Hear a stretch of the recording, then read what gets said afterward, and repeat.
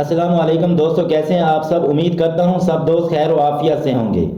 ذرا تصور کریں، ایک چھوٹا سا ملک جو اطالوی سرزمین کے درمیان واقع ہے، جہاں کی آبادی محض 30,000 ہے، لیکن یہ ملک 1700 سال سے زیادہ عرصے سے آزاد ہے اور دنیا کی سب سے قدیم جمہوریت کا حامل ہے۔ سین مرینو کیسے ایک چھوٹی سی پہاڑی ریاست سے دنیا کی طویل ترین جمہوریت بنا، اس ملک کی حیرت انگیز تاریخ اور منفرد خصوصیات جان کر آپ دنگ رہ جائیں گے۔ اس ملک کی بنیاد 301 عیسوی میں سینٹ مرینس نے رکھی، جو ایک مسیحی پتھر تراش تھے۔ وہ رومی سلطنت کے ظلم سے بچنے کے لیے مونٹے ٹائٹانو کے پہاڑ پر آئے اور یہاں ایک چھوٹی کمیونٹی بنائی، جو بعد میں ایک آزاد ریاست میں تبدیل ہو گئی۔ سین مرینو دنیا کی سب سے قدیم جمہوریت ہے، جس کا آغاز 34 صدی میں ہوا۔ یہاں ہر 6 ماہ بعد 2 رہنماؤں کو کیپٹن ریجن میں منتخب کیا جاتا ہے، جو ملک کی حکومت چلاتے ہیں۔ یہ منفرد جمہوری نظام آج بھی قائم ہے اور سین مرینو کو ایک سیاسی مثال بنا دیتا ہے۔ اس ملک کی معیشت سیاحت، بینکاری، مینوفیکچرنگ اور خدمات پر مبنی ہے۔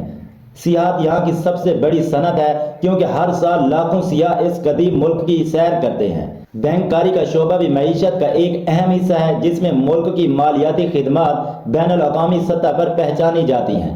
اس ملک کی مجموعی ملکی پیداوار تقریباً 1.6 بلین امریکی ڈالر ہے اور فی کس آمدنی تقریباً 50,000 یورو سالانہ ہے، جو اسے ایک خوشحال ملک بناتی ہے۔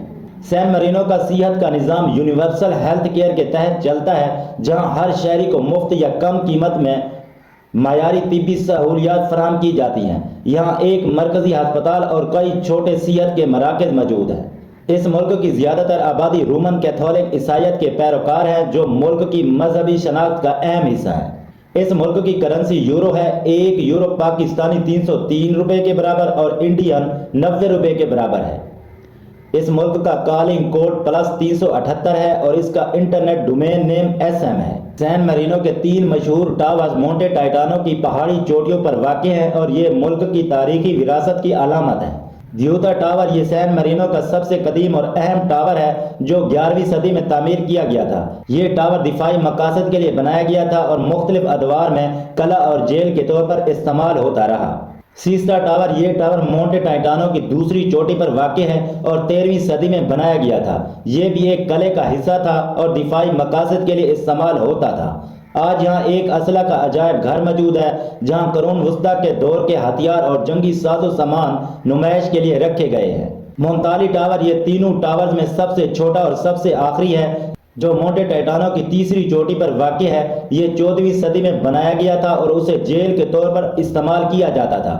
اس میں ایک گہرا زیر زمین قید خانہ موجود ہے، جو قیدیوں کو رکھنے کے لیے استعمال ہوتا تھا۔ اس ملک میں رجسٹرڈ گاڑیوں کی تعداد انسانی آبادی سے زیادہ ہے۔ ملک کی چھوٹی آبادی کے باوجود یہاں گاڑیوں کا استعمال بہت زیادہ ہے اور تقریباً ہر فرد کے پاس گاڑی موجود ہے۔ سین مرینو کے ڈاک ٹکٹ دنیا بھر میں مشہور ہیں۔ یہ ڈاک ٹکٹ خوبصورت اور منفرد ڈیزائن کی بدولت کلیکٹرز میں بہت مقبول ہے اور ملک کی آمدنی کا ایک اہم ذریعہ ہے۔ اس ملک کی سرکاری زبان اطالوی ہے۔ سین مرینو کا کوئی اپنا بین الاقوامی ہوائی اڈہ نہیں ہے۔ سب سے قریبی ہوائی اڈہ اٹلی کے شہر ریمنی میں واقع ہے۔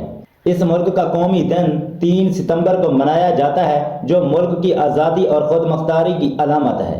سین مرینو میں فی کس اوسط ماہانہ تنخواہ تقریباً 2500 سے 3000 یورو ہے، جو اسے ایک خوشحال اور ترقی یافتہ ملک بناتی ہے۔ یہ ملک اپنے چھوٹے رقبے اور کم آبادی کے باوجود اپنی تاریخ، جمہوریت اور معیشت کی وجہ سے دنیا میں ایک منفرد مقام رکھتا ہے۔ معزز دوستو، یہ تھی ہماری آج کی ویڈیو۔